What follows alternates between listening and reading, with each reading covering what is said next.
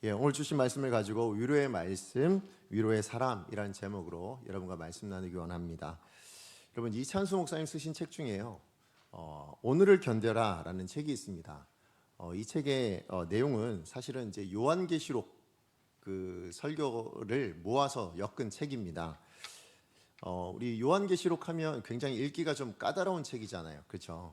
네, 뭐 안에 있는 상징들이라든지 아니면 좀 여러 가지 내용들이 사실 쉽지 않은 그런 내용들입니다. 그러나 분명한 것은 하나님께서 이 요한복음을 왜 사도 요한에게 이걸 쓰도록 했는가라는 그 이유는 분명한데요. 그게 뭐냐면 당시에 예수를 믿는다는 이유로 고난을 받고 박해를 받고 심지어는 목숨을 잃어야 됐던 그 초대교회 성도들을 향해서 그들을 좀 위로하고 싶은 마음, 그리고 또 하나는 그 모든 상황들에 있어서 그 고난과 그 박해를 이겨내고 승리하기를 원하시는, 그래서 격려하고 싶은 그런 이유 때문에 이 책을 썼노라 라고 이야기를 합니다. 그래서 많은 학자들이 그렇게 이야기해요. 그러다 보니까 이찬수 목사님도 그런 하나님 아버지의 마음을 담아서 이 요한계시록 설교를 모아놓은 이 책을 오늘을 견뎌라 라는 제목으로 썼다고 그렇게 서문에 말씀하고 있는 것을 제가 보게 되었습니다. 사실 제가 이번에 설교 준비를 이제 에베소서 마무리잖아요. 이 책을 마무리 설교를 준비하면서 제 안에 들었던 마음도 뭐였냐면 같은 의미에서 이 책을 쓰시지 않았을까라는 생각을 해본 겁니다. 하나님께서 요한계시록을 쓰게 하셨던 것처럼 사실 이 에베소서를 쓰게 하도록 하신 것도 이 에베소 성도들을 위로하고 또 그들에게 당면한 어떤 문제들을 좀 격려하고 그리고 용기를 낼 수 있도록 하기 위해서, 결국 회복시키기 위해서 그래서 쓰셨다라고 생각을 합니다. 무슨 얘기냐면, 여러분, 에베소서가 쓰여질 당시에 에베소 교회 안에는 참 다양한 여러 가지 어려운 문제들이 있었습니다. 현실적으로 굉장히 큰 어려움들이 있었는데요. 첫 번째가 뭐냐면, 일단 그 교회를 세웠던 이 사도 바울이 그 교회를 세웠거든요. 근데 그 지도자 사도 바울이 교회를 이제 3년 정도를 섬기고는 이제 다른 지역을 전도하기 위해서 나갔는데, 그리고 나서는 그 지역에 이제 지도자가 제대로 있지는 않았어요. 장로들이 이제 그 교회를 돌보게 되었는데, 그런데 그 이후에 들려온 소식이 뭐냐면 이 사도 바울 로마 감옥에 갇혀서 이제 죽게 되었다라는 겁니다. 자, 그러니까 거의 이제 언제 어떻게 죽을지 모르는, 지도자가 언제 없어질지 모르는 그런 상황이 놓여 있지 않습니까? 게다가 교회 지도자가 없는 상황 가운데 그 교회 안에 어떤 일이 있었냐면, 뭐 이렇게 자칭 사도라 하는 사람들이 들어와서 그래서 이제 본인들이 거짓 말씀을 증거하려고 하는 그런 일들도 있었고요. 뿐만 아니라 예수를 믿기는 했지만, 그러나 이전에 자기의 삶의 모습들, 그것을 그대로 드러내면서 악하게 살아가는 그런 사람들도 교회 안에 있었던 그런 상황이었습니다. 교회 내부적으로는 그렇고요. 외부적으로는 어땠냐면, 그 당시에 아데미 신전을 섬기는 그 에베소의 가장 큰 신전이 바로 아데미 신전이었습니다. 뿐만 아니라 뭐 학자들 이야기는 한 50가지가 넘는 이방 신들을, 우상들을 믿는 그런 도시였습니다. 자, 그러다 보니까 그런 도시 안에 예수 그리스도 유일신만을 추구하고 있는 이 기독교인들을 보면, 이 성도들을 보면 핍박할 수밖에 없는 거예요. 그러니까 모진 핍박과 어려움과 그런 상황들이 놓여져 있었어요. 그러니까 안으로는 지금 지도자도 없고 또 안으로는 여러 가지 문제점들이 일어나고 있는 반면에 바깥으로도 핍박을 받고 있는, 그것을 견뎌야만 하는 그런 상황들이 너무 힘들고 어려웠던 것이죠. 자, 그러니까 지금 교회로서 보면 심각한 위기의 상황을 만나게 된 겁니다. 이 자칭 잘못했다간 이 교회가 없어질 수도 있을 뿐만 아니라 교회가 정말로 넘어질 수도 있겠구나, 이런 심각한 위기의 상황을 하나님께서 아시고 계셨기 때문에 지금 로마의 감옥에 갇혀 있는 이 사도 바울에게 편지를 쓰도록 하신 거예요. 그래서 지금 요한계시록처럼 그렇게 핍박을 당하고 어려움을 당하고 있는 이 에베소 성도들에게 뿐만 아니라 교회 내부적으로도 여러 가지 문제를 겪고 있는, 그래서 어려움을 겪고 있는 이 성도들을 위로하고 싶으셨던 거죠. 뿐만 아니라 사실은 이 교회가 지금 우리가 에베소서를 전체적으로 살펴봤지만 내용이 뭡니까? 삼위 하나님의 구원하심으로 우리가 구원을 받았다.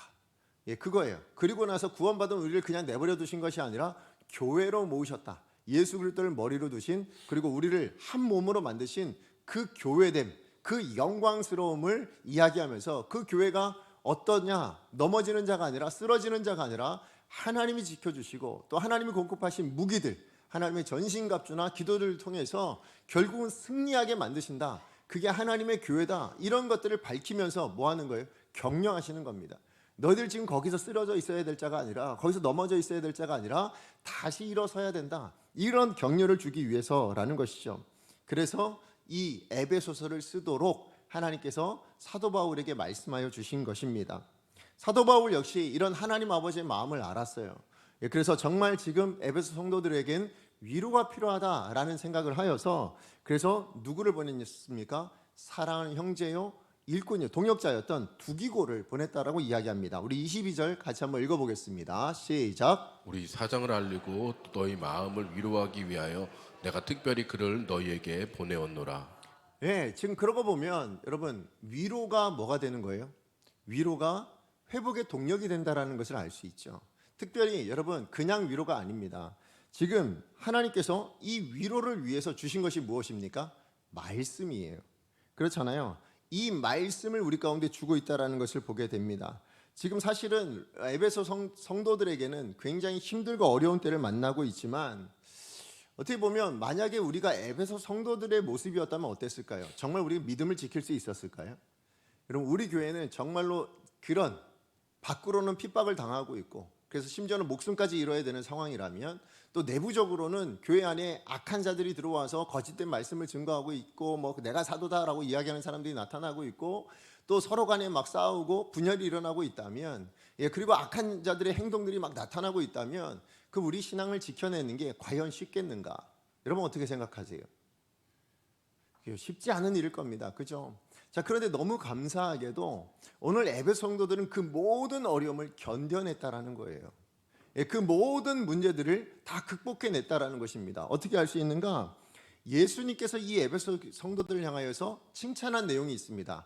요한계시록 2장 2절에 3절인데요. 우리 같이 한번 읽어보겠습니다. 시작. 내가 내 행위와 수고와 내 인내를 알고 또 악한 자들을 용납하지 아니한 것과 자칭 사도라 하되 아닌 자들을 시험하여 그의 거짓된 것을 내가 드러낸 것과 또 내가 참고 내 이름을 위하여 견디고 게으르지 아니한 것을 내가 아노라. 아멘.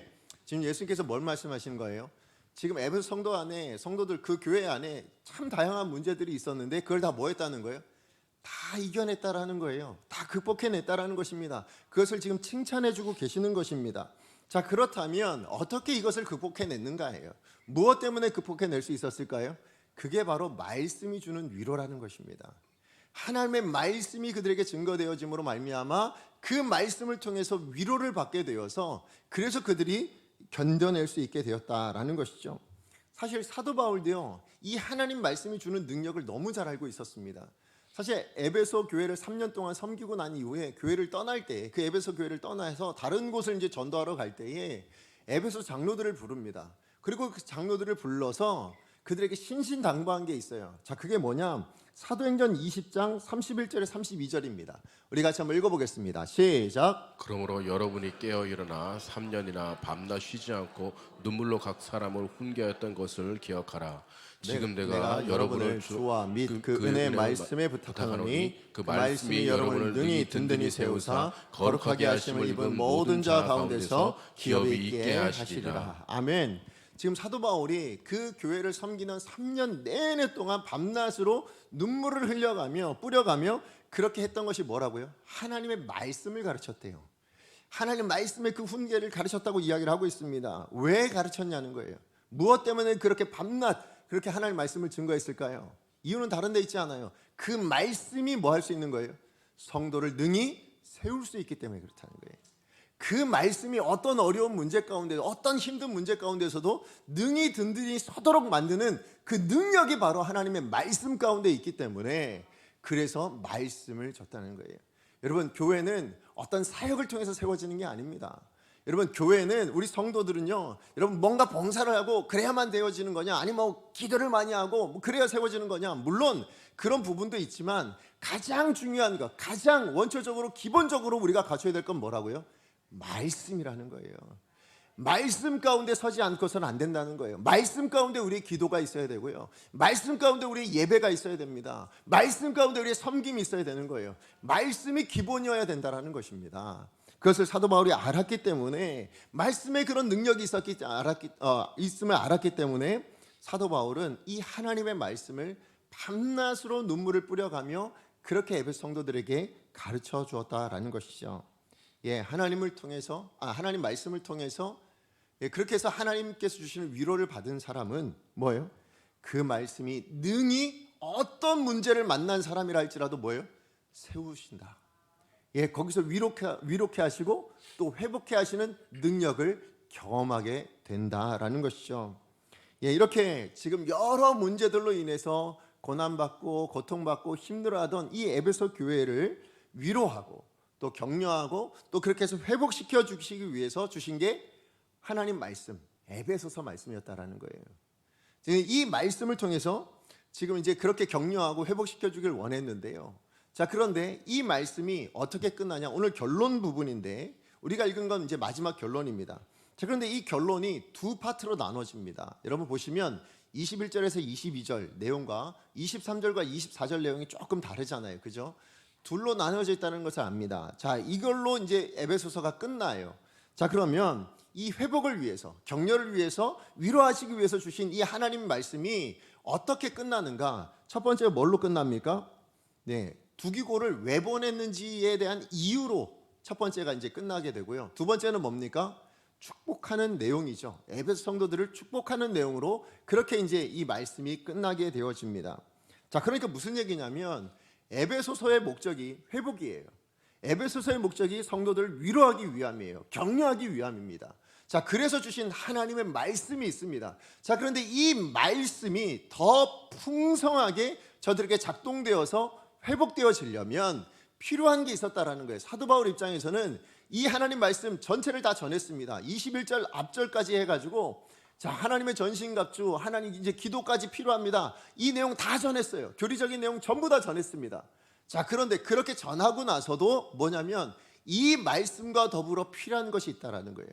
이 교회가 온전히 회복해지기 위해서는 필요한 것이 있는데 그 두 가지라는 거예요. 그 중에 하나가 뭡니까? 두기고가 온 이유, 그게 하나가 필요한 이유고요. 두 번째가 뭐라고요? 축복을 해주고 있는 그 축복의 내용, 그게 두 번째 이유가 된다라는 것입니다. 그러므로 여러분, 하나님의 말씀이면 충분하지만 하나님께서는 그것과 더불어 이 두 가지가 더해질 때에, 그것이 덧붙여질 때에 더 풍성하게 회복되어질 거다. 더 풍성하게 우리 가운데 위로와 격려의 능력이 나타나게 될 거다. 그렇게 지금 말씀해주고 있는 것입니다. 그래서 오늘 저는 이 두 가지를 좀 여러분과 함께 나누면서 바라기는 우리 강성의 모든 성도님들 한 분 한 분이 이 하나님의 말씀을 통해서 주시는 위로, 격려, 회복의 역사가 나타날 수 있었으면 좋겠습니다. 뿐만 아니라 저는 바라기는 우리 강성교회가, 그죠? 우리 교회가 그런 교회가 되어지는, 그런 회복이, 그런 위로와 격려가 있는 그런 교회가 되어지기를 간절히 축복합니다. 자, 그런 의미에서 우리 첫 번째, 우리가 하나님의 위로와 격려를 통해서 우리 영적인 회복, 또 교회의 회복, 이것을 온전히 누리기 위해서 기억해야 될 첫 번째는 뭐냐면 공동체 안에는 두기고와 같은 일꾼이 필요하다는 사실입니다. 자, 우리 21절 말씀 같이 한번 읽어보겠습니다. 시작. 나의 사정 곧 내가 무엇을 하는지 너희에게도 알리려 하노니 사랑을 받은 형제요, 형제요 주 안에서 진실한 일꾼인 두기고가 모든 일을 너희에게 알리리라. 아멘. 제가 더 말씀드렸지만 사실은 에베소서 이 말씀에 여러분 가장 핵심적인 주제의 내용이 뭐냐면 모든 학자들이 다 공통적으로 이야기하는데 교회론이라고 이야기를 합니다. 그래서 제가 아마 이 에베소 첫 번째 설교할 때 아마 얘기했던 것 같아요. 그 존 스토트라는 목사님께서는 이 에베소 강의를 처음 시작하시면서 이 에베소서 말씀이야말로 교회의 복음이다 라고 말씀하실 정도로 지금 에베소서 모든 전체의 말씀을 보면 다 교회랑 연관이 돼 있어요. 그래서 교회를 이루고 있는 성도 개개인이 어떤 사람이냐? 삼위 하나님의 역사로 구원받은 사람들이다. 그리고 그 구원받은 사람들이 모여서 교회로 이루어져 있고 그 교회는 그래서 어떻게 살아야 되느냐 해서 여러 가지 삶의 내용들, 결국 그 마지막 내용이 어디까지 온 거예요? 자, 우리가 영적인 전쟁 가운데 교회는 무엇으로 승리한다? 하나님의 전신갑주로 승리할 수 있다. 그와 더불어서 기도가 반드시 있어야, 하나님과 연결되어 있어야 승리할 수 있다. 여기까지 이야기를 해준 거예요. 그래서 모두가 다 뭐냐면 교회와 연관이 되어 있습니다. 자, 그런데 이런 교회 이야기로 가득한 모든 편지의 내용을 그 마지막에 지금 두기고를 표현하고 있어요. 자, 그런데 여러분 에베소서를 읽어보시면 아셨겠지만 두기고라는 사람의 이름은요, 이 이름, 어떤 인물에 대한 이름은 여기가 처음입니다. 다른 말로 이야기하면 에베소 전체를 통틀어서요, 사람 이름 나온 건 이게 전부예요. 다른 어디에도 사람 이름이 나오지 않습니다. 자, 그렇다면 왜 이 마지막에 지금 이 두기고라는 이 사람의 교회 이야기를 하다가 이 두기고란 사람을 지금 이야기하고 있는가? 그건 뭐냐면 교회가 어떤 곳이냐를 알려주기 위해서예요. 교회는 뭡니까? 교회는 이 건물일까요? 아니면 교회는 어떤 제도입니까? 이렇게 우리 뭐 장로회 아니면 무슨 이렇게 조직을 갖춰서 이런 조직 이런 게 교회입니까? 아니라는 거예요. 지금 사도 바울이 이야기하고 싶은 건 뭐냐면 교회는 사람이다예요. 그렇죠? 한 사람 한 사람이 교회다입니다. 그 사람들이 모여 있는 이곳이 바로 교회다예요. 예, 그러니까 지금 모인 이곳이 십자가가 달려 있어서 교회가 아니에요. 어떤 의미에서 교회냐? 교회는 하나님의 사람들이 모여 있는 그곳이 교회가 된다라는 거예요. 그래서 지금 사람이 교회다 이걸 지금 이야기하는 거예요. 다른 말로 이야기하면 하나님께서 교회를 통해서 일하십니다. 여러분 믿으세요? 예, 하나님은 일하세요. 지금도 우리 가운데 일하고 계십니다. 역사하고 계십니다. 자, 그런데 어떻게 역사하시냐는 거예요. 자, 어떻게 역사하십니까? 사람을 통해서 일하세요. 그렇잖아요. 하나님께서는 사람을 통해서 일하세요. 하나님 우리 가운데 말씀을 주셨습니다. 이 말씀이 사람의 입술을 통해서 증거되어질 때에 그때 하나님께서 역사하시는 거 아니에요. 사람을 통해서 일하신다는 거예요. 예, 그러므로 그래서 오늘 지금 사도 바울이 이야기하는 건 뭐냐면 교회 안에는 이 하나님의 역사, 이 말씀을 통해서 위로가 증거되어야 되겠지만 그러나 이것이 더 온전해지기 위해서 반드시 필요한 게 있는데 그게 뭐냐? 이런 두기고와 같은 어떻게 보면 사도 바울과 같은 그런 일꾼이 필요하다. 하나님의 사람들이 필요하다. 그렇게 지금 이야기를 해주고 있는 겁니다. 자, 그런데 오늘 사도 바울이 두기고를 그러면 에베소로 보낼 때에 두 가지 목적이 있었어요. 그러니까 에베소를 보내면서 사도 바울이 이 두기고라는 사람에게 보낼 때에 두 가지 사명을 줬습니다. 그 두 가지 사명이 뭐냐? 22절에 나와요. 우리 같이 한번 읽어보겠습니다. 시작. 우리 사정을 알리고 또 너희 마음을 위로하기 위하여 내가 특별히 그를 너희에게 보내었노라. 예, 여기에 보면 두 가지 사명에 대해서 첫 번째가 뭐죠? 예, 우리의 사정을 알리고 라고 되어 있습니다. 자, 그러니까 지금 무슨 얘기냐면 우리의 사정, 우리가 누굴까요? 우리가 누굴까요? 에베소 교회 성도는 아니죠. 지금 편지를 받은 거잖아요. 편지 보낸 사람들이 우리일 거 아니에요. 누가 보냈습니까? 그렇죠. 사도 바울이죠. 근데 한 사람이 아니에요. 그렇죠. 사도 바울 한 사람이면 내가라고 얘기했죠. 내 사정이라 얘기할 거 아니에요. 그럼 우리라는 내용은 뭘까요? 사도 바울과 동역하고 있는 사람. 뭘 동역하는 겁니까? 복음을 증거하는. 그죠? 하나님의 말씀을 증거하고 복음을 증거하는 그 전도 사역에 함께하는 사람들이 있었어요. 예, 그 사람들의 지금 복음이 우리를 통해서 어떻게 증거되어지고 있는지 사실 지금 로마 감옥에 갇혀 있지만 그럼에도 불구하고 복음 사역은 멈추지 않고 이렇게 증거되어지고 있고 나누어지고 있고 그 수많은 사람들이 돌아오고 있는 그 상황들, 그 사정들을 지금 알려주는 것 그게 바로 두기고가 맡은 역할이라는 것이죠. 자, 무슨 얘기냐? 그러고 보면 두기고는요 지금 사도 바울이라는 그 사람이 함께하는 일행과 지금 에베소 교회라는 사람들의 그 교회의 성도들 간에 뭐 하게 하는 거예요? 소통하게 하는 역할을 지금 두기고가 맡고 있다는 거예요. 그게 첫 번째 사명이라는 것입니다. 예, 맞아요. 여러분, 오늘날 많은 문제들이 일어나는 건 가정에서든 아니면 사회에서든 아니면 심지어 교회 안에서든 문제의 원인은 어디 있다고 생각하냐면 소통하지 않아서라고 생각합니다. 불통 때문이라고 생각해요. 무슨 얘기냐면 서로 어떤 이야기가 들리면 그 이야기만 듣고서는 그 사람을 판단해버려요.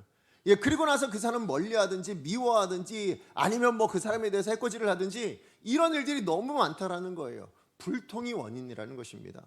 여러분, 자녀와 부모 간의 불통, 예, 소통이 되지 않으니까 뭐예요? 그 간격이 점점 멀어지고 있습니다. 예, 뭐 아니면 사회에서도 마찬가지 아닙니까? 근데 그게 교회 안에서도 마찬가지더라는 거예요. 예, 교회 안에서도 서로 소통되지 않고 어떤 문제에 대해서 이야기를 들으면 당사자한테 가서 물어보면 될 거 아니에요. 정말 나한테 그렇게 얘기했어? 아니면 이 문제 이거 당신이 이렇게 얘기한 거 맞아? 물어보면 될 거 아닙니까? 얘기를 안 해요. 그냥 그 사람의 이야기만 듣고 그 사람은 판단해 버립니다. 그런 문제들 안에서 뭐예요? 오해가 낳고 의심이 낳고 그러다 보니까 서로 싸우게 되어지는 이런 일들, 그래서 나누어지는 일들이 일어나게 되더라라는 것이죠. 자, 그런데요, 이런 불통을 통해서 서로 나뉘어지게 하고 아니면 서로 의심하게 하고 서로 부딪히게 하는 게 누가 하는 일일까요? 그게 사단이 하는 일입니다. 사단이 거짓의 합이 아닙니까? 사단이 가장 특징적으로 하는 일이 뭘까? 이간질이에요. 그래서 하나님과 이 사람 사이를 처음에 이간질한 게 누구예요? 사단이잖아요. 그렇게 해서 사람과 하나님 사이를 갈라놓게 만들었습니다. 그 사람과 하나님 사이 죄라는 벽을 만들어 버린 거예요. 그게 사단이 했던 역할입니다. 그 역할이 사람과 사람 사이에서도 여전히 나타나서 그러다 보니까 사람과 사람이 갈라지게 되는 일들이 드러나더라라는 것이죠. 그러므로 여러분, 우리가 이 소통하는 것, 그래서 이 소통을 통해서 서로 하나 되게 만드는 것, 이건 너무나도 중요한 일입니다. 왜요? 예수님도 그래서 십자가 지신 거예요. 여러분, 에베소서 2장 14절 말씀이에요. 우리 같이 한번 읽어봅니다. 시작. 그는 우리의 화평이신지라 둘로 하나님을 만드사 원수된 것 중간에 막힌 담 자기 육체로 허시고. 예, 지금 둘로 하나를 만드셨습니다. 어떻게 해요? 자기 육체로 하셨다고 이야기하고 있어요. 무슨 얘기냐? 이 둘이 누굴까요? 예, 사람과 사람 사이예요. 자, 그런데 이렇게 둘로 하나를 만드신 이유, 우리가 원래 에베소서로 보자면 이방인과 유대인입니다. 이방인 성도와 유대인 성도를 하나로 만드셨어요. 교회 안에서. 그렇잖아요. 예수 그리스도를 믿는 믿음 안에서 원수되었던 그들을 하나로 묶으셨습니다. 이유가 뭐냐? 18절에 나와요. 같이 한번 읽어봅니다. 시작. 이는 그로 말미암아 우리 둘이 한 성령 안에서 아버지께 나아감을 얻게 하려 하심이라. 네, 아버지 앞에 지금 무슨 얘기예요? 아버지와 사람 사이도 무너져 있었는데요. 그걸 어떻게 하기 위해서? 하나 되게 하기 위해서, 소통하게 하시기 위해서, 그래서 예수님이 십자가를 지셨다라고 말씀합니다. 예, 맞아요. 예수님의 십자가가 하나님과 사람 사이의 죄의 벽을 무너뜨린 줄로 믿습니다. 근데 거기서 멈추지 않는 거예요. 사람과 사람 사이를 묶어서 하나님 앞에 나아갈 수 있는 교회로 만드신 것, 그게 바로 예수님의 십자가의 능력이라는 것이죠. 그러면 저는 우리 강석교회 모든 성도님들이 정말 여기에 대한 사모함이 있었으면 좋겠어요. 무슨 얘기냐? 사실 우리 인생이요, 여러분 한번 돌아보시면 신앙생활 하면서 사도 바울처럼 위대한 사역을 감당하신 분 계십니까? 별로 없어요. 우리 성경에 보면 성경에 나오는 위대한 믿음의 인물들처럼 그렇게 위대한 믿음의 삶을 살았다, 그런 분들 별로 없습니다. 예, 우리 별로 그렇게 평범해요. 그러나 그 평범한 인생 가운데 우리가 감당할 수 있는 게 있다라는 거예요. 뭐예요? 두기고처럼 사람과 사람 사이를 소통할 수 있도록 하는 일은 우리가 할 수 있는 일 아니냐는 거예요. 그러면 저와 여러분, 우리 모두에게 전 바라고 소원하기는 여러분이 두기고와 같은 인생 되기로 결단하셨으면 좋겠어요. 그죠? 여러분이 머무는 어떤 곳이 되었든 그곳에는 소통이 일어나는 겁니다. 하나됨이 일어나는 겁니다. 그런 일을 이루는 데 있어서 여러분이 쓰임받는 일꾼 되어주시기를 간절히 축복합니다. 자, 그런가 하면 여러분, 또 하나 두기고의 두 번째 역할이 뭘까요? 말씀 보니까 위로하기 위해서죠. 예, 그래서 지금 사도 바울이 보냈다라고 이야기를 하고 있습니다. 사실 이 위로가 얼마나 중요한지 몰라요. 요즘 시대는 더 많이 중요한 것 같습니다. 지난주에 보니까 한 연예인이 이렇게 자살로 죽음을 맞이한, 근데 이 자살 소식이 그냥 그 연예인만이 아니라 너무 많이 들려오고 있는 것 같습니다. 왜 그럴까요? 마음 안에 생겨난 상처를 해결하지 못해서 그래요. 어디에서도 위로를 받을 수 없고 어디에서도 해결할 수 없어서, 예, 그러다 보니까 극단적인 선택을 하는 일들이 비일비재하게 우리 가운데 일어나고 있습니다. 그래서 거기에 보면, 그런 뉴스 보면 밑에 항상 하단에 뭐가 달려 있어요. 뭐예요? 그렇게 우울증이 있거나 뭐가 있거나 하신 분들은 어디 번호에다가 전화를 하세요. 왜요? 도와주고 싶은 거예요. 그렇게 해서라도 이런 위로를 줄 수 있는 어떤 통로가 있다, 이걸 알려주고 싶으신 거예요. 그런데 여러분, 정말 그렇게 사람의 위로로 모든 게 다 해결될까요? 그렇지 않아요. 우리가 아무리 말을 한들, 우리가 아무리 어떤 말로 전하고 아니면 누구 가까이 있다 할지라도요, 사실 정말 심각한 위기를 만나고 어려움 만나면 그 사람 말도 들어오질 않아요. 그 사람의 어떤 행동도 잘 들어오질 않아요. 예, 그런데 오늘 말씀하시는 그런 위로는, 지금 하나님께서 말씀하신 위로는 뭐냐? 정말 이 위로자가 필요한데, 그럼 어떤 위로자냐? 성경이 말씀하신 위로는 조금 달라요. 오늘 본문에 나오는 이 위로라는 단어가 헬라어로 파라칼레오입니다. 자, 그런데 이 파라칼레오가 어떻게 쓰여진 거냐면, 파라라는 전치사인데요, 이게 뭐냐면 어디 곁에, 아니면 곁에서, 이런 의미고요. 그 다음에 칼레오는 부르다라는 겁니다. 자, 그래서 뜻을 합쳐보면 뭐예요? 곁에서 부르다, 아니면 곁으로 불러오다, 이런 의미가 있어요. 자, 그런데 이 단어에서 파생된 우리가 너무나도 잘 아는 유명한 단어가 있습니다. 자, 그게 뭐냐면 파라클레토스라는 단어인데요. 요거 해석하면 뭐냐면 보혜사입니다.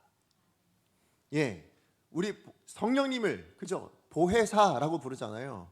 자, 그럼 왜 성령님이 보혜사냐? 곁으로 부르신 분이에요. 성령님이 뭐 하시냐면 우리를 곁으로 부르세요. 성령 곁으로 부르셔서 그래서 우리에게 뭐 하시는 거예요? 우리를 돕고 위로하시는 분. 예, 그 위로를 통해서 우리를 도와주시는 분. 그게 바로 성령님이시라는 거예요. 우리 안에 계셔서 우리 곁에서 말씀하시는 분. 그게 바로 성령님이시라는 겁니다. 자, 그런 의미에서 보면 오늘 이야기하는 이 위로라는 것은 그냥 단순히 눈물 흘려주는 거 눈물 닦아주고 아니면 뭐 감정적으로 힘들어하니까 그 등 두려주고 이 정도가 아니라는 겁니다. 오늘 이야기하는 성경이 말씀하시는 위로는 어떤 위로냐? 이 위로는 보다 근본적인 의미에서는 곁으로 부르시는 분 누구예요? 예, 하나님이세요. 그 하나님이 떠올려질 수 있도록 다시 얘기하면 하나님께서 당신을 어떻게 부르셨는지 누구로 부르셨는지를 기억하게 만드는 일이 뭐라고요? 그게 위로자가 해야 될 일이라는 거예요. 오늘 저와 여러분 우리가 감당해야 할 일이라는 거예요. 사실 사도 바울이 에베소서를 왜 썼다고요? 지금 이 에베소 성도들이 너무나도 힘들어하고 아파하고 그 신앙을 잃어버릴까 염려가 되는 그런 상황 가운데 놓여져 있습니다. 자, 그러니까 그들을 위로하고 싶은 거예요. 어떻게 위로합니까? 당신들이 어떤 사람인지를 기억하라는 겁니다. 어떤 사람이에요? 예수 그리스도의 십자가로 구원받은 사람입니다. 뿐만 아니라 그 십자가로 구원받은 너희를 구원받았다고 내버려 두시지 않고 교회로 불러 모으셨습니다. 그리고는 주저앉아 있는 자가 아니라 그 교회를 통하여서 승리하는 자, 그 교회를 통해서 이겨내는 자, 그게 바로 너희들이다. 이걸 알려주기 위해서 이 에베소서를 썼단 말이에요. 그러므로 진짜 위로는 뭐냐? 여러분, 그냥 감정적으로 위로하는 게 위로 아니에요. 정말 위로는 뭐냐? 내가 하나님 앞에서 어떤 존재인가를 깨우치도록 돕는 자예요.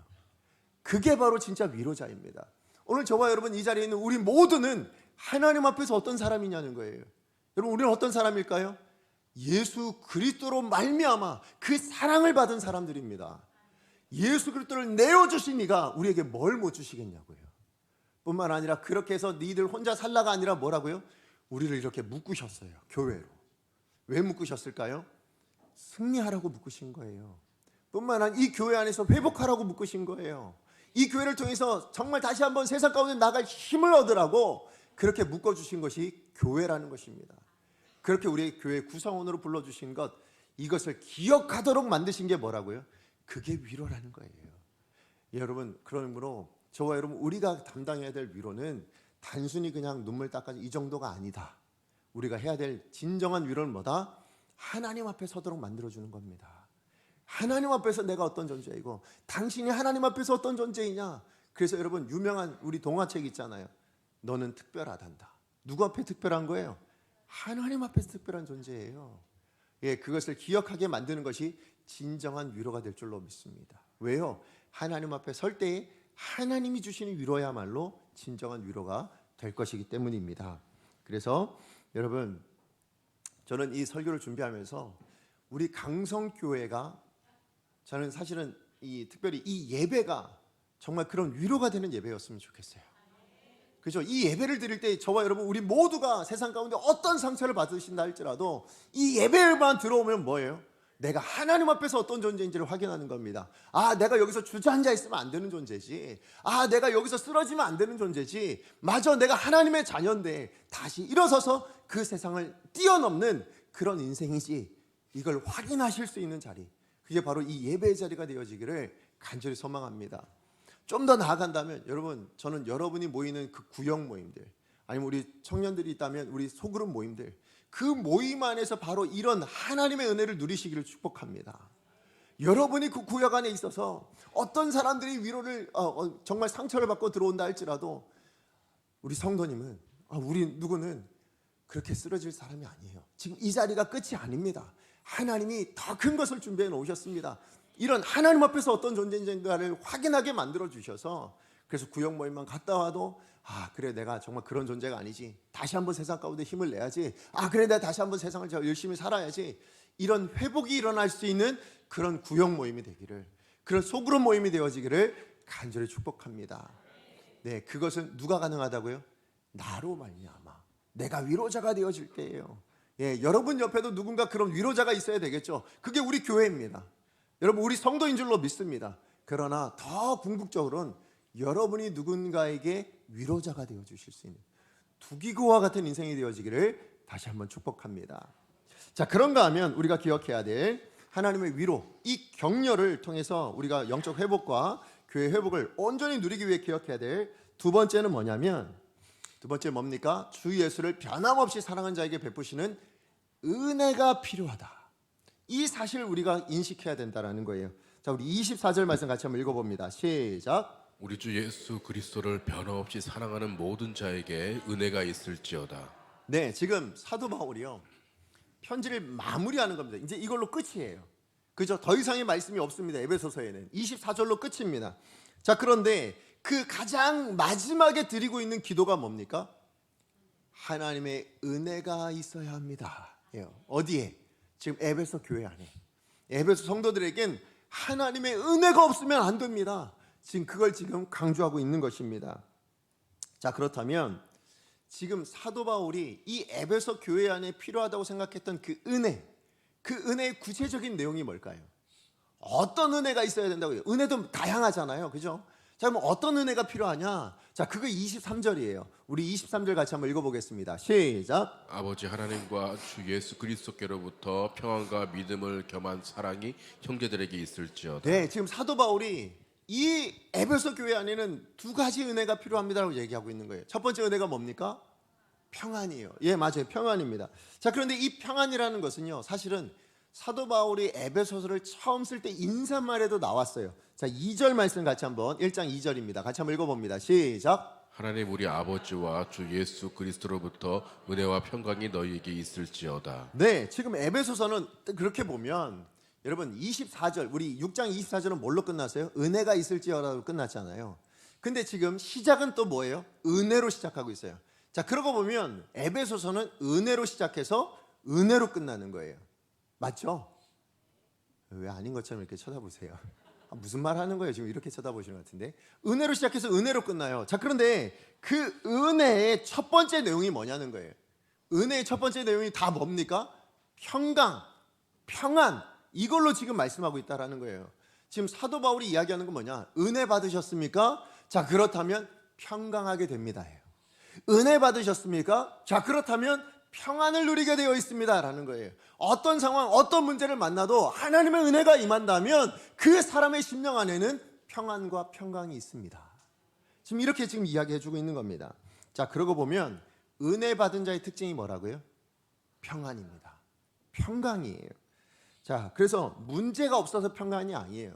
여러분, 문제가 사라졌기 때문에, 그 문제가 해결되었기 때문에 그래서 평안이 아닙니다. 문제가 있음에도 불구하고 누려지는 평안, 그게 바로 은혜 받은 자가 누릴 수 있는 평안이다라고 이야기합니다. 자, 그러니까 다른 말로 이야기하면 문제를 만나고 어려움을 만났을 때 근심하고 좌절하고 낙심하고 이러면 은혜 받은 자입니까? 아닙니까? 아닐 수 있다라는 거예요. 이거 굉장히 중요한 문제입니다. 여러분, 요한복음 14장 27절 같이 한번 읽어보겠습니다. 시작. 평안을 너희에게 끼치노니 곧 나의 평안을 너희에게 주노라. 내가 너희에게 주는 것은 세상이 주는 것과 같지 아니하니라. 너희는 마음에 근심하지도 말고 두려워하지도 말라. 예, 하나님, 예수님께 주시는 평안은 뭐라고요? 세상 것과 다르대요. 예, 세상은 뭐예요? 문제가 없어져야, 그죠? 문제가 사라져야, 문제가 해결되어야, 그래야 비로소 평안을 누리게 돼요. 자, 그런데 이것은 또 다른 문제를 만나면 또 어떻게 되는 거예요? 또 다시 그 평안을 빼앗겨 버리게 될 수밖에 없다라는 거예요. 자, 그런데 예수님이 주시는 평안은 뭐냐? 뭐라고요? 세상과 다르다라는 거예요. 그렇기 때문에 뭐 하지 말래요? 근심하지도 말고 두려워하지도 말라라는 거예요. 어떤 문제를 만나더라도, 어떤 어려움을 만나더라도 두려워하지 말고 근심하지 말라라는 것입니다. 여러분, 이게 제가 왜 평안에 대해서 제가 생각한 게 뭐냐면, 은혜의 능력이 왜 평안일까? 어떤 문제가 있는데 왜 그럴까? 이 생각할 때 제가 다큐멘터리 하나를 보면서 은혜가 이런 거구나라는 걸 제가 깨닫게 된 게 있는데요. 그게 뭐냐면, 여러분, 제가 예전에 있던 교회가 그 낙동강 하구에 있었어요. 거기에 보면 낙동강 하구에 철새 도래지가 있거든요. 그래서 거기에 하구에 뚝이 있어요. 그 댐같이 이렇게 되어져 있는 뚝을 막아놓은 것이 있는데요. 그래서 낙동강 하류에 그 뚝을 중심으로 한 그 물 높이가 수면 차가요. 하류 쪽은 그 댐 아래 하류 쪽은 한 2m 정도 낮아요. 그리고 상류 쪽은 한 2m 정도가 높아요. 예, 그렇게 해서 이제 막혀져 있습니다. 자, 그 위로 그 위로는 이제 차들이 다니는 도로가 있거든요. 자, 그런데 그 다큐멘터리가 뭐였냐면 낙동강에 유명한 게 뭐였냐면 예전에는 황토 돛배라는 그 돛배가 굉장히 그 지역에 유명한 배였대요. 자, 그걸 다시 한번 시연해 가지고 이 배를 타고 하구에서부터 상류로 올라가는, 예, 그게 이제 다큐멘터리 내용이었어요. 자, 근데 제가 궁금했어요. 댐이 있는데 어떻게 넘어가지? 이거였어요. 그 댐을 어떻게 넘어가나? 그것도 이게 있는데 어떻게 넘어가지? 이런 생각을 했거든요. 근데 어떻게 가냐면 배가 오잖아요. 자, 그러면 수문 하나를 열어요. 그러면 이제 수문이 열리면 이제 물이 이렇게 평평하잖아요. 그러니까 들어갑니다. 자, 들어가고 그럼 수문이 올라와요. 그 다음에 뭐냐면 이쪽에 있는 수문이 내려져요. 그럼 어떻게 될까요? 높은 물이 이렇게 쭉 들어와서 이제 뭐예요? 배가 뜹니다. 그래서 수문이 있지만 그 수문에 턱은 있잖아요. 내려와 있지만 그 수문이 여전히 있음에도 뭐예요? 그 위에 물이 차버리니까 어떻게 하는 거예요? 그걸 지나가는 거예요. 아, 이게 은혜구나라는 걸 제가 깨닫게 된 겁니다. 무슨 얘기냐면 여러분, 문제가 없어져서 그래서 지나갈 수 있는 게 아니라는 거예요. 그래서 해결되어지는 게 아니라는 겁니다. 은혜는 뭐냐면 그 문제를 뛰어넘는 거예요. 가득 채워진 겁니다. 그러니까 문제는 여전히 밑에 있지만 뭐예요? 그 위를 넘나드는 것, 그게 바로 은혜 받은 자의 평강이라는 거예요. 그러니까 여러분, 정말 하나님 주신 은혜를 받으시면 하나님 주신 은혜를 누리는 자는 뭡니까? 문제가 없어서가 아니라 문제가 있지만 그 문제를 뛰어넘을 수 있는 평안, 그 문제를 뛰어넘어서 누리게 되는 그 평강을 누리게 되어져 있다는 거예요. 그게 바로 하나님이 주시는, 오늘 예수님께서 말씀하시는 왜 근심하지 말라, 왜 두려워하지 말라 말씀하셨을까요? 이 은혜가 있기 때문에 그렇다 말씀하고 있는 거죠. 그러고 보면 지금 에베소 교회 안에는 뭐라고요? 근심에 빠져 있었다라는 거예요. 에베소 교회는 두려움에 빠져 있었다라는 거예요. 이런 문제 앞에, 이런 어려움 앞에 이제 우리가 어떻게 감당해야 되나, 이런 문제들이 있었을 때에 여러분, 에베소 교회 성도들이 처음부터 그랬을까요? 그렇지 않아요. 여러분, 예수님을 처음 믿었을 때 사도 바울이 와서 예수님 복음을 증거하고, 그래서 이분들이 처음 예수 그리스도를 믿고 그래서 신앙생활을 시작했을 때 뭐예요? 은혜가 가득 채워졌어요. 그래서 무엇이든, 그래, 내가 이런 어려움이 있지만 그럼에도 불구하고 난 예수 그리스도를 따를 것이다, 나는 이 복음의 말씀을 믿을 것이다, 그렇게 시작하지 않았겠습니까? 그런데요, 시간이 점점 지나고 사도 바울이 떠나고, 예, 그리고 본인들이 그 문제들을 만나다 보니까 뭐예요? 그 은혜가 식어지기 시작한 거예요. 여러분, 은혜가 비어진 자리에는 뭐가 들어올까요? 세상의 근심이 들어오는 겁니다. 세상의 두려움이 들어오는 겁니다. 여러분, 여기 안에 물이 가득 채워 있어야 공기가 안 차죠. 그죠? 하나님의 은혜가 가득 채워질 때 뭡니까? 그래야 아무 근심이 없는 거예요. 아무 문제가 없을 수 있는 거예요. 그런데 여러분, 이 은혜가 줄어들기 시작하면 뭐라고요? 이 안에 근심이 차이고, 이 안에 두려움이 차이고, 이런 문제들이 생겨나게 된다라는 것입니다. 그러므로 여러분, 바라고 소원하기는 여러분, 은혜의 자리에 머무시길 축복합니다. 여러분, 은혜를 사모할 수, 은혜를 누릴 수 있는 자리에 여러분 계셔야 돼요. 끊임없이 은혜를 공급받아야 뭐예요? 그 안에 여러분 두려움이 사라질 수 있는 거예요. 근심이 사라질 수 있는 거예요. 우리가 한 번 은혜 받았다고 그걸로 만족하냐? 그럴 수 없습니다. 여러분, 은혜 받는 자리에 반드시 머물 수 있는 저와 여러분 되셔서 여러분, 정말로 사도 바울이 이야기하는 그 평안, 그 평강이 오늘 우리 경성교회 모든 성도님들의 삶 안에 누려지는 축복이 있기를 축복합니다. 자, 그런가 하면 두 번째, 사도 바울이 구한 두 번째 은혜는 뭐예요? 믿음을 겸한 사랑입니다. 그죠? 믿음을 겸한 사랑. 사실 에베소 교회가 가지고 있는 치명적인 약점이 바로 여기에 있었어요. 예수님께서 에베소 교회를 통해서 아까 칭찬한 내용을 봤잖아요. 자, 그런데 책망하는 내용도 나옵니다. 자, 요한계시록 2장 4절에서 5절입니다. 같이 한번 읽어봅니다. 시작. 그러나 너를 책망할 것이 있나니 너희 처음 사랑을 버렸느니라. 그러므로 어디서 떨어진 일을 생각하고 회개하여 처음 행위를 가지라. 만일 그리하지 아니하고 회개하지 아니하면 내가 내게 가서 내 촛대를 그 자리에서 옮기리라. 아멘. 여러분, 이 말씀 안에서 여러분, 우리 굉장히 두려워할 수 있어야 합니다. 우리 이 말씀을 굉장히 심각하게 여겨야 됩니다. 무슨 의미냐면 여러분, 에베소 교회 아까 칭찬받는 거 다 보셨잖아요. 칭찬의 내용이 뭡니까? 거짓 사도를 다 분별해내고, 모든 어려움들, 악한 사람들, 그런 문제들이 있음에도 불구하고 교회를 지켜내고, 뿐만 아니라 세상의 박해들까지도 다 견뎌냈어요. 지금 믿음이 있습니다. 그 믿음을 지켜냈습니다. 자, 그런데요, 그렇게 칭찬받을 것이 많았음에도 불구하고 오늘 한 가지를 잃어버렸더니 어떤 지금 심판이 임한다고요? 촛대를 그 자리에 옮기겠다고 얘기해요. 무슨 얘기냐면 교회가 교회됨에 그 정체성을 잃어버릴 수 있다라는 거예요. 교회가 더 이상 교회가 되지 못할 수 있다라는 거예요. 오늘날 우리로 얘기하면 성도가 더 이상 성도되지 못할 수 있다라는 거예요. 그 하나가 뭐라고요? 사랑이라고 얘기하고 있습니다. 교회가 사랑을 잃어버리면 다 잃어버린 거랑 똑같다는 거예요. 다른 어떤 것이 있다 할지라도 사랑이 없으면 촛대가 옮겨질 만한 일이라는 거예요. 여러분, 아무리 믿음이 크다 할지라도 사랑이 없으면 그 교회는 다 잃어버린 것과 뭐가 다르냐. 지금 예수님이 그렇게 말씀하고 있다라는 것입니다. 예, 맞아요. 에베소 교회는 정말 많은 것을 가지고 있었습니다. 정말 어려운 문제들을 다 극복해냈습니다. 그런데 그 모든 어려운 문제들을 극복하다가 잊어버린 게 있어요. 사랑을 잃어버렸어요. 맞아요. 여러분, 오늘 여기 나오는 이 사랑은 어떤 사랑일까요? 아가페예요. 헬라어로 아가페입니다. 아가페가 뭐예요? 하나님이 예수 그리스도를 이 땅 가운데 내어주셔서 우리를 구원하여 주실 때 주신 사랑. 그게 바로 아가페 사랑입니다.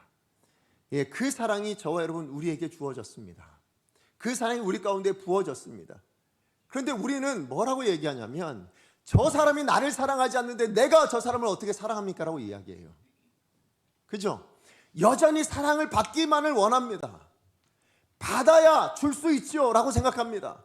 그런데 얼마나 더 큰 사랑을 여러분께 주어야 사랑하시겠습니까? 여러분, 하나님이 여러분을 사랑하셨습니다. 하나님이 여러분에게 예수 그리스도라는 그 십자가의 사랑을 여러분 가운데 주셨습니다. 우리의 어떤 사랑과도 비교할 수 없는 그 사랑을 우리 가운데 이미 우리는 받은 사람이에요. 그런데 우리는 사람의 그 작은 사랑 하나가 없어서 그 사람을 사랑할 수 없다고 이야기하는 존재가 우리의 모습은 아니냐는 거예요. 만약에 그렇게 사랑하지 못한다면, 그래서 그 사랑을 우리가 실천하지 못한다면 오늘 하나님께서는 뭐라고 말씀하신다고요? 촛대를 옮기겠노라. 그게 무슨 교회냐는 거예요. 그게 무슨 성도냐는 거예요. 사랑할 수 없는 성도가 무슨 성도냐, 사랑할 수 없는 교회가 무슨 교회냐, 그렇게 지금 말씀하고 있다라는 것입니다. 예, 믿음이 있어야죠. 그러나 기억하십시오. 믿음을 겸한 사랑이 있어야 합니다. 사랑이 없는 교회는, 그것으로 말미암아 에베소 교회는 책망을 받았습니다. 너무나도 두려운 책망을 받게 되었습니다. 우리 강성의 모든 성도님들, 정말 우리 모두에게 필요한 것은 뭐냐? 진짜 교회다움의 가장 큰 특징은 뭐냐? 뭐라고요? 사랑임을 여러분 기억하시길 축복합니다.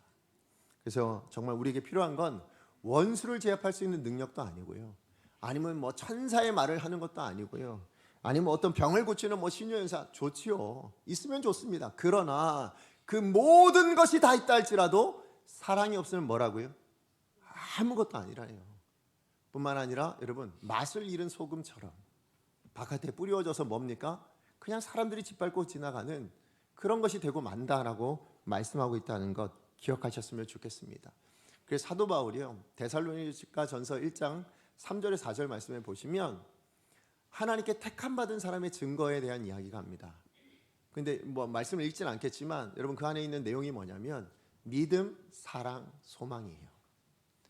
예, 그 셋이 드러나고 있기 때문에 그 데살로니가 성도를 향해서 너희는 하나님께 택함 받은 사람들이구나라고 이야기를 합니다. 예, 택함 받음의 증거는 뭐라고요? 믿음, 사랑, 소망이래요. 그 중에 어느 하나도 없으면 뭐예요? 택함 받은 자로 인정받지 못한다, 그렇게 말씀하고 있는 것입니다. 그러므로 오늘 사도 바울의 이 기도처럼 저와 여러분 우리에게는 하나님이 주시는 은혜가 필요합니다. 그런데 그 은혜가 무엇이 필요할까요? 저는 평안이 필요하다고 생각하고요. 예, 오늘 강성의 모든 성도님들, 여러분의 가정이든 우리 교회 안에서든 하나님의 평강이 넘치는 그런 축복이 있기를 원합니다. 그러나 거기에 덧붙여서 뭐가 필요하다고요? 사랑이 있어야 된다. 사랑 없이는 교회가 교회다울 수 없다. 그래서 우리가 반드시 기억하고 하나님께로부터 우리의 하나님 앞에 섰을 때 촛대를 옮길 만한 그런 인생이라 그렇게 칭함받지 않기를 원합니다. 굳건히 이 촛대를 지킬 수 있도록 우리가 사랑을 회복해야 될 줄로 믿습니다. 결론을 맺습니다. 오늘 말씀 제목이 위로의 말씀, 위로의 사람입니다. 하나님께서는 말씀을 통해서 우리를 위로하세요.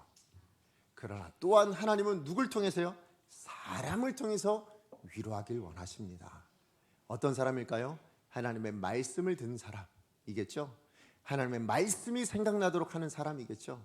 오늘 우리 강성의 모든 성도님들은 바로 그런 두기고와 같은 인생 되셔서 하나님 주시는 그 위로를 주변에 있는 모든 사람들에게 나누어 주실 뿐만 아니라 평강과 사랑을 통해서 이런 뭐예요? 하나님의 은혜를 나누어 주실 수 있는 복된 인생 되어지기를 간절히 축복합니다. 그런 의미에서 우리 마지막으로 우리 설교 마칠 때인데요, 우리 마지막에 있는 23절 24절 말씀, 여러분 영혼을 위해서, 그리고 여러분이 속한 가정을 위해서, 그리고 우리 강성교회를 축복하는 마음으로 함께 이 말씀을 큰 목소리로 축복하는 마음으로 우리 사도 바울의 심정을 가지고 같이 한번 크게 한번 읽어보겠습니다. 축복하는 마음으로 읽어주세요. 시작. 아버지 하나님과 주 예수 그리스도께로부터 평안과 믿음을 경한 사랑이 형제들에게 있을지어다. 우리 주 예수 그리스도를 변함없이 사랑하는 모든 자에게 은혜가 있을지어다. 아멘. 우리 강성교회 안에 오늘 예배하는 우리 모든 성도님들 안에 바로 이 은혜가 있기를 축복합니다. 우리 같이 한번 찬양하기를 원합니다. 말씀 기억하면서 오늘 우리가 부를 찬양은요, 아무것도 두려워하지 말라. 정말 여러분 두려워하지 마세요.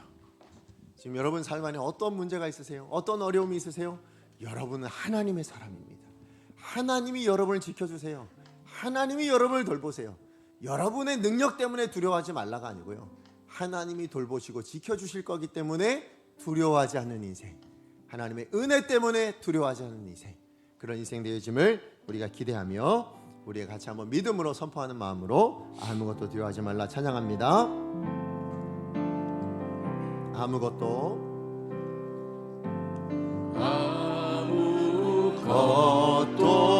두려워 말라. 주 나의 하나님이 지켜주시네. 놀라지 마라. 겁내지 마라. 주님 나를 지켜주시네. 아무것도 두려워하지 말라. 아무것도 두려워 말라. 주 나의 하나님이 지켜주시네. 놀라지 마라. 겁내지 마라. 주님 나를 지켜주시네. 내 마음이 힘에 겨워, 내 맘이 힘에 겨워 지칠지라도 주님 나를 지켜주시네.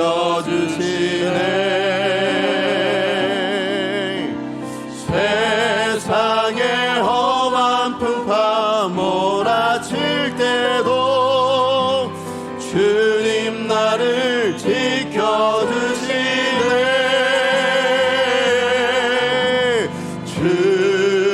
주님은 나의 산성, 주님은 나의 요새, 주님은 나의 소망, 나의 힘이 되신 여호와. 주님은 나의 산성입니다. 주님은 나의 산성, 주님은 나의 요새, 주님은 나의 소망, 나의 힘이 되신 여호와. 우리 시간에 말씀 기억하며 함께 기도하기를 원합니다. 하나님이 여러분의 산성이십니다. 하나님이 여러분의 요새이십니다. 하나님이 여러분의 소망이십니다. 여러분의 힘이 되신 여호와, 그 하나님이 여러분에게 은혜 베풀어 주시는 분이시기 때문에 우리가 세상에서 더 이상 두려워할 자가 아니라 근심할 자가 아니라는 것을 여러분 기억하시고, 오히려 우리는 어떤 사람이어야 합니까? 우린 두기고처럼 위로를 전해줄 수 있는 사람, 그리고 그 위로를 누군가에게 서로에게 나누어 줌으로 소통하게 하는 사람 뿐만 아니라 하나님의 은혜를 받은 자로서 우리가 그 은혜의 평강을 누리고 뿐만 아니라 사랑을 증거하고 흘려보낼 수 있는 사람, 그게 바로 우리인 줄로 믿습니다. 하나님, 제가 그런 인생 되게 하여 주시옵소서. 우리 가정이 그런 가정 되게 하여 주시옵소서. 우리 강성교회가 그런 교회가 되게 하여 주시옵소서. 주여 능력을 주옵소서. 한번 주간 하나님 앞에 기도합니다. 주여 능력을 주옵소서. 사랑하는 하나님 감사합니다. 오늘 주신 말씀 기억하며 하나님 앞에 기도로 나아갑니다. 하나님, 정말 우리 교회가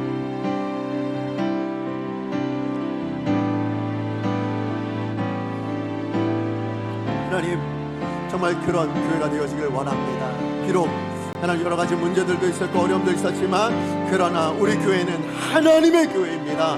하나님이 택하신 교회요, 하나님이 세우신 교회요, 하나님이 돌보시는 교회인 줄로 믿습니다. 하나님, 두려워하지 말라 말씀하시는 이 말씀 붙들고 하나님 앞에 기도로 나아갑니다. 우리 감사의 모든 성도님들 한 분 한 분이 두기와 같은 인생 되게 하여 주시옵시고, 하나님 정말 은혜 받은 자가 되게 하여 주시어서 하나님의 평안을 나누어줄 수 있는 자, 하나님의 사랑을 흘려보낼 수 있는 자들 되게 하여 주시옵소서. 하나님께서 주신 그 사랑을 기억하여 하나님 언제라도 누구라도 사랑하고 품어줄 수 있는 우리가 될 수 있게 하여 주시옵시고, 하나님 우리가 서로 소통할 수 있도록, 하나님 우리가 서로의 화목에 화평에 하나님 사람들이 되어질 수 있도록 주님 도와주시옵소서. 하나님뿐만 아니라 우리가 위로자가 되어지길 원합니다. 하나님, 내가 위로자가 되게 하여 주시옵소서. 하나님, 우리 감사의 모든 성도들 한 분 한 분이 위로자가 되어서 하나님 우리 서로 어렵고 힘든 자들을 향하여 위로해 줄 수 있고 나누어 줄 수 있고 회복시켜 줄 수 있는 하나님 그런 교회가 되어지길 원합니다. 바라고 소원하기 우리의 예배가 그 은혜가 넘어칠 수 있게 하여 주시옵시고, 하나님 우리 성도들이 하나님 모이는 그 다락방마다, 하나님 그 구역마다, 하나님 또 뿐만 아니라 하나님 우리 소그룹 모임들마다 하나님 이런 역사가 일어날 수 있도록 주님 축복하여 주시옵소서. 하나님 반드시 회복의 역사가 나타날 수 있는 그런 모임이 되어질 수 있도록 하나님 주의 말씀 붙들고 모이는 곳곳마다 하나님 그 회복의 역사를 경험할 수 있도록 주님 축복하여 주시옵소서. 사랑하는 하나님 감사합니다. 오늘도 말씀을 통해서 우리가 어떤 존재로 부르심을 받았으며, 그래서 하나님 우리가 교회로 모인 이유가 무엇인지를 알게 해주셔서 감사합니다. 하나님, 우리 안에 여전히 문제는 있습니다. 여전히 우리 가운데는 어려움이 있습니다. 그러나 하나님 부어주신 그 은혜로 말미암아 하나님 우리 모든 것이 더 이상 문제가 되지 아니함을 우리 성도님들이 누릴 수 있게 하여 주시옵시고, 하나님 주시는 그 평안을 누릴 수 있는 우리 강성교회가 되어질 수 있도록, 우리 모든 성도님들이 되어질 수 있도록, 우리 성도님들의 가정들이 되어질 수 있도록 주님 도와주시옵소서. 의대받은 자의 특징이 평안이라면 하나님 오늘 이 예배를 끝나고 돌아가는 우리 모든 성도님들의 삶 안에 하나님 이 평안이 넘칠 수 있도록 주님 오늘도 은혜를 부어 주시옵소서. 하나님뿐만 아니라 하나님 정말 사랑이 넘쳐야 될 줄로 믿습니다. 사랑을 잃어버리면 교회가 더 이상 교회일 수 없다라고 말씀하시는 이 엄중한 하나님의 말씀을 기억하고, 하나님 우리가 하나님 아버지의 주신 사랑을 기억하여 사랑을 나누어 줄 수 있는 복된 교회가 되고 우리 성도님들이 될 수 있도록 주님 축복하여 주시옵소서. 뿐만 아니라 우리 모두가 두기고가 되기로 결단합니다. 하나님 우리 성도들 안에 화평을 이룰 수 있도록 소통할 수 있는 소통의 일꾼들 되게 하여 주시옵시고, 뿐만 아니라 하나님 정말 위로를 나누어 줄 수 있는, 그래서 하나님의 말씀과 하나님 그 말씀을 통하여 하나님 앞에 설 수 있도록 도와줄 수 있는 그런 두기고와 같은 우리 강성의 모든 성도님들 한 분 한 분 다 될 수 있도록 축복하여 주셔서 우리의 모임 안에 그 회복의 역사가 나타나게 하여 주시옵소서. 예배뿐만 아니라 우리 구역 모임 가운데, 소그룹 모임 가운데 어떤 모임이라도 말씀 들고 붙을 때에 하나님 모일 때에 그곳에 회복의 역사를 누릴 수 있는 그런 귀한 우리 교회 모임이 될 수 있도록 축복하여 주시옵소서. 예수님의 이름으로 기도합니다. 아멘. 이제는 우리 주 예수 그리스도의 은혜와 하나님 아버지